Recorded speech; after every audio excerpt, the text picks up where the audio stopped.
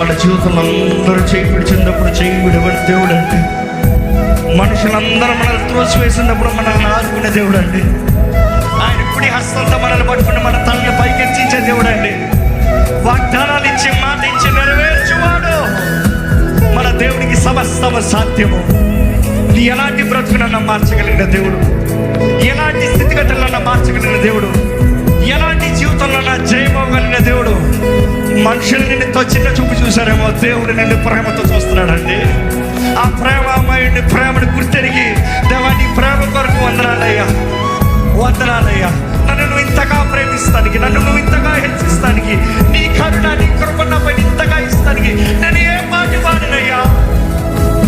నా జీవితాన్ని ప్రేమించో, కోరుకున్నావు, హెచ్చించో, నిలబెట్టో, దీవిస్తున్నావు, వర్ధలింపజేస్తున్నావు, నీకు వందనాలయ్యా.